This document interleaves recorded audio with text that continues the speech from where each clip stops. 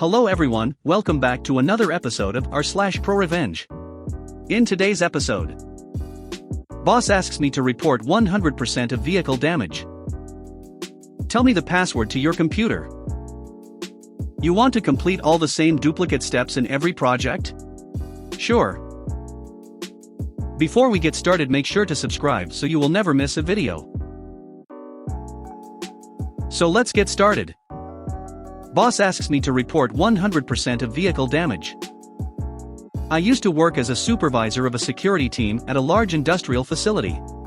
I had a good relationship with the manager, we will call him Dave, until he appointed his friend as a middle manager, we will call him Steve, between the supervisors and himself. I did not have a good relationship with Steve at all, and suddenly, Dave started rejecting ideas, suggestions, and requests out of hand. The friendly guy that I used to go and have sit-down chats with regularly became standoffish and outwardly hostile at times. The staff all noticed this as well and would frequently comment that they didn't know what I'd done to Dave and Steve, but it was clear that I was being bullied all of a sudden. It's entirely fair to say that I couldn't do right, for doing wrong all the time, and every little thing I did or did not do resulted in a lengthy email conversation with Dave and Steve. There is a lot I could add to this, but for the sake of brevity, I'm going to move on to the point of my story. The site we had to patrol was about 5 square miles, so vehicles were provided so that we could patrol effectively and carry equipment and personnel to required locations. Part of my duties at the start of the shift were ensuring that the vehicles had not been damaged on the previous shift, and that all vehicles had the required levels of equipment in them. The first patrol went out the moment our shift started, and as this was a regulatory requirement, could not be delayed or skipped. This was the start of a night shift, and so, it was dark. Very dark. We had mag light torches, but after 6 years of use and abuse, they weren't exactly brilliant. I didn't find any new damage and so recorded that the vehicles were okay, and recorded their mileage on our check sheets. The next night when I came in, I had a very angry in tone email from Dave demanding to know why my team had damaged one of the vehicles on the previous night. Apparently the vehicle looked as if it had been reversed into a wall. I immediately went to check the vehicle and found 2 extremely small divots in the rear bumper.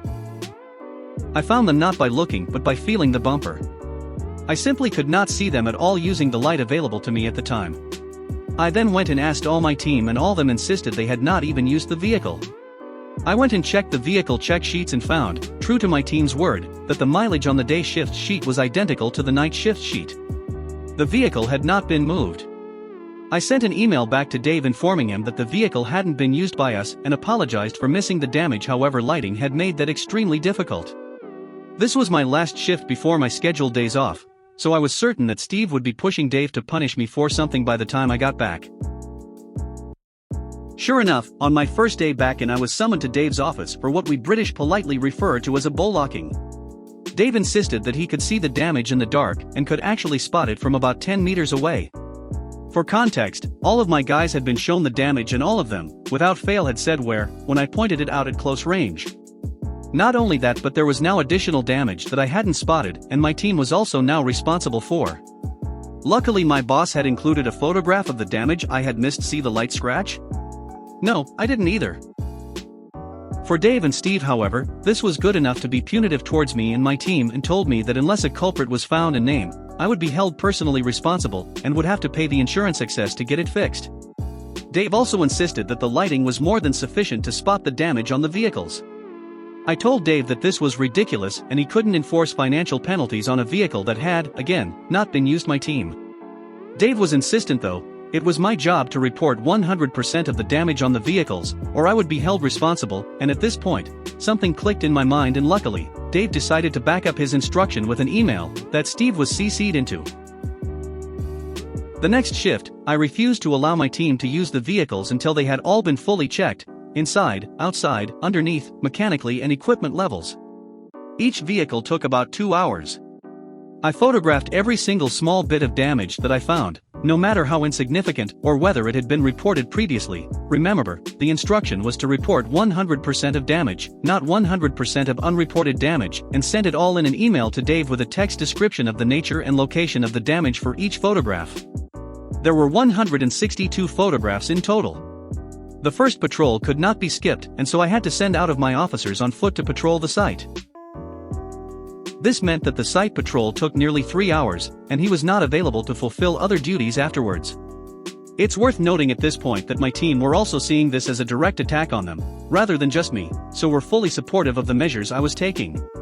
This resulted in the site shift manager demanding answers, to which I was able to tell the shift manager of Dave's instructions, and why I was having to send officers out on foot.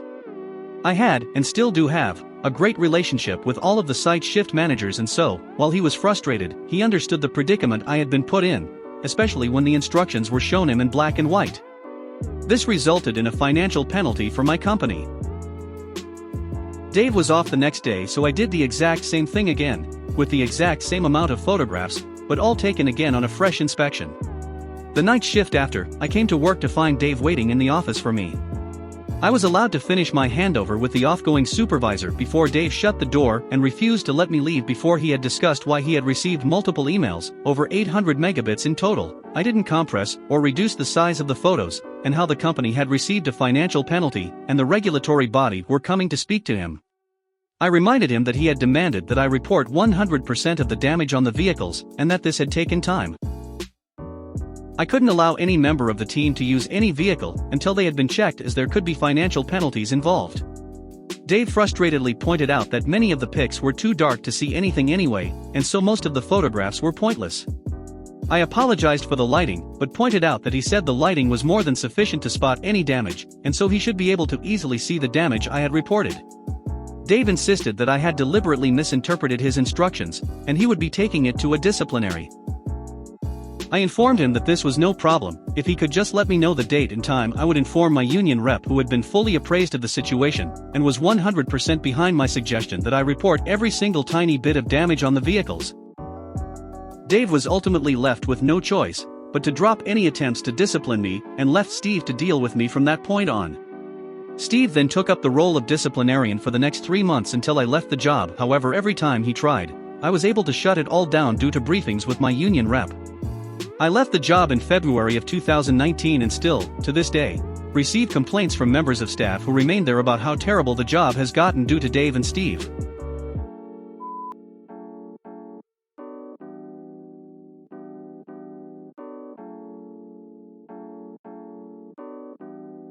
Tell me the password to your computer. So this happened something like 10 to 11 years ago, so details are fuzzy at best. If it doesn't fit here, sorry. Quick backstory is that in 2008, with the recession and housing crisis, my mom, siblings, and I had to move from Illinois back to Texas in with my mom's parents, who had a house large enough for all of us. After about 6 months, my mom decided that it was suddenly okay again for my dad to see and talk to me after 3 or 4 years, no longer remember exactly how long, of no contact. I'd been wanting my own computer since the only one we had was an ancient heap of junk that could barely load a single browser tab, and had a tendency to crash to desktop if you tried to do more than one thing at a time. Also, it was shared between me and my 2 brothers when it did work, and I really wanted something that worked and was my own. My dad, being the exact opposite of all those usual baby boomer memes where they know nothing about technology, is very much a technology and computer guy, decided to build me a desktop computer for my birthday. The thing was a wonderful thing to have compared to our old one, and since it was specifically gifted to me, it was all mine, and I wasn't forced to share it. I actually still own it, and other than having to replace the mouse and keyboard a few times, and the monitor a couple of years ago, it still runs pretty damn well, and I use it anytime I have an issue with my laptop. At the same time, my dad also helped me set up an email account that we could use to talk to each other when he wasn't in town. Anyway, my mom also loved the thing because it was better than her laptop, and managed to get the password to it at some point in time, and decided to go snooping through my email account and read through everything I was sending to and from my dad. It was a lot about school and complaining about some of the stupid shit my mom was doing, so basically the usual preteen stuff. She was not happy about me complaining about her to my dad, and for a while there was big mess about the emails, and my computer, and her forcing me to give her access to everything. After a while she either forgot about it or stopped caring or something, and I got away with changing the passwords to everything, computer, email, etc., somehow. Other than her snooping, a big reason I had a password on the computer was that anytime her laptop broke, or had issues, she would want to use my computer to fuel her addiction to those stupid Facebook games that were so popular back then. Fairly certain she still plays those damn things, and wouldn't let me touch the thing for hours on end if she got on it. Anyway, I changed the password a couple of times and ended back on the same password my dad and I had put on it when we first set it up. My mom's laptop was once again broken, which meant she was back to hounding me about giving her the password to my computer. I refused for a while, and at some point we were in a Best Buy, not sure why I remember the store, but not exactly why we were in one, and she was still bitching and whining about how I still hadn't given her my computer password. I think she threatened to ground me or something over the password if I didn't give it to her, so I finally gave in, looked at her and said, "The current password is the same as it was when I first set up the computer." Or something along those lines. She kind of stared at me for a minute before saying that I still hadn't told her password. I responded with, "I did what you said. I told you exactly what the password was without actually giving you the password." I honestly don't remember what the result of this was anymore, but I thought I'd share anyway. In case anybody asks how she didn't know the original password if she'd gotten onto the computer before, my mom is one of those people that used to have a sheet of paper with website names, usernames, and passwords printed out and near her computer because otherwise she'd never remember any of her passwords. I think the only reason she doesn't still have one is most computers now have an ability to save that information to themselves. You want to complete all the same duplicate steps in every project? Sure. I wanted to report in on some glorious malicious compliance. I do not give permission for this to be used anywhere else. Ever work with one of those groups or persons who doesn't actually care about the end-game product being successful, only cares about their own little nugget of responsibility, screw every other cog in the machine? This group is notorious for canceling requests for the smallest offense, and have openly admitted they will not stop this practice because it makes their metrics look good. Typo? Cancelled, even if it's obvious what the word is. Forgot to attach a document? Cancelled, even if it would take several seconds to message the user and ask them to upload it. They have a question? Cancelled, resubmitted with the answer to their question. I wish I was joking. And it takes upwards of 15 to 20 minutes to resubmit a request, due to the online forms and flaming hoops we have to jump through. I had several identical projects. The first one took months to research and sort out all the details. So when the second one came along, I filled in all the information I already knew into that team's form so be helpful, and included a note that it's identical to first project. All they'd have to do is review and approve. You guessed it, they cancelled it with a note that their sections should be blank in the form, and only they have the skill set to fill them in. I cleared out the form, resubmitted it, and they populated it with the exact same info from my first ticket, and it was done within a day. /eye roll. Along comes third project and I did exactly what they asked, I left their bits blank. I still try to be helpful by including a note that it's identical to first two projects. Weeks later I followed up due to not hearing back, and they said it would be another few weeks because it was taking a lot of time to do the research.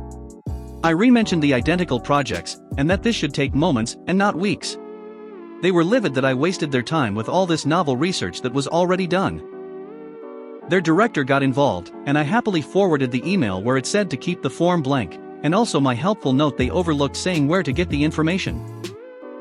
My project was passed back completed later that day, and I can't get a reply from them to clarify what to do in the future for the fourth project. I plan to do it the same way as third project until they confirm otherwise. If you made it to the end of the video, thanks for watching. Don't forget to like, subscribe and share, and we will see you in the next video.